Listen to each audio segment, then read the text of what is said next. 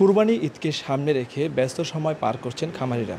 এখন আমি অবস্থান করছি শরীয়তপুরের কাকদ্বীর একটি গ্রামে। সেই গ্রামের একজন খামারির খামারে, একটি নাম হচ্ছে মার্জিয়া অ্যাগ্রো ফার্ম। এই ফার্মে কিন্তু আমরা দেখতে পেয়েছি দেশীয় পদ্ধতিতে খাবার খাইয়ে কিন্তু তারা এই খামারে গরুগুলো তারা রক্ষণাবেক্ষণ করেছেন। এই খামারে 1 লক্ষ টাকা থেকে প্রায় 10 লক্ষ টাকা পর্যন্ত গরুর যেই মূল্য নির্ধারণ করেছে এখানকার খামারিরা। এখানে একজন খামারিকে আমরা দেখতে পাচ্ছি, তার সাথে আমরা একটু কথা বলে জানার চেষ্টা করব তার এই ফার্মে কয়টি গরু রয়েছে এবং আপনাদের এই ফার্মটি কত বছর হয়েছে আপনারা কাজ করছেন, এবং এইবার কুরবানি ঈদকে সামনে রেখে কতটা আশাবাদী আপনারা?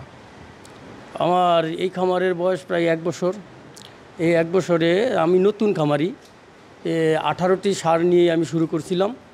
তো ইতিমধ্যে 11টি আমি বিক্রি করে ফেলছি। এখন বর্তমানে 8টি আছে। 8টির মধ্যে দেখা গেছে আমি প্রাকৃতিক উপায় খাওয়াই, দেখা গেছে ঘাস, খড়, লতাপাতা এগুলো দিয়ে আমি লালন পালন করছি। এছাড়া কোনো মেডিসিন প্রয়োগ করি নাই। এর মধ্যেই আছি। দেখা গেছে আমার যদি সাধ্যের মধ্যে কোনো প্রাইস পাই, এলাকার লোকজনই আসতেছে প্রতিদিন, তাহলে আমি হাটে উঠাবো না, এই খামারে থেকেই আমি ছেল দিয়ে দিব। অনলাইনে কি কোনো গরু বিক্রয় হয়েছে? আমি অনলাইনে এখন তারই যাইনি, আমার অনলাইন লাগে নাই। এই এলাকাবাসী ব্যাপক সাড়া দিচ্ছে, প্রতিদিনই কাস্টমার আসছে, যার যার মতন সে যে চয়েস করছে। আমার মতো যদি প্রাইস পাই তাহলে আমি খামারি ছেল দিয়ে দিব। জি, ধন্যবাদ আপনাকে।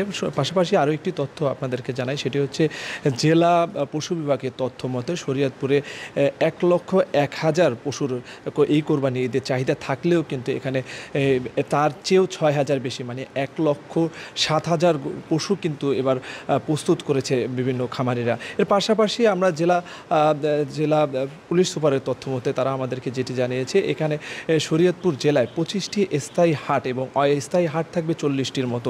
এই ক্ষেত্রে কিন্তু তারা সর্বক্ষণই মনিটরিংয়ে রাখবে প্রতিটি হাটে, এবং তারা যেটি বিষয় আমাদেরকে জানিয়েছেন, যেহেতু হাটে গরুর বিক্রয় হবে সেক্ষেত্রে টাকার একটি লেনদেনের বিষয় থাকে, সেক্ষেত্রে অসাধু কিছু লোক জাল নোটের একটি বিষয় থেকেই যায়। সেই বিষয়গুলো তারা বিশেষভাবে নজর দেওয়ার জন্য ব্যবস্থা নিয়েছেন বলে আমাদেরকে জানিয়েছে। এই ছিল শরীয়তপুর থেকে সর্বশেষ।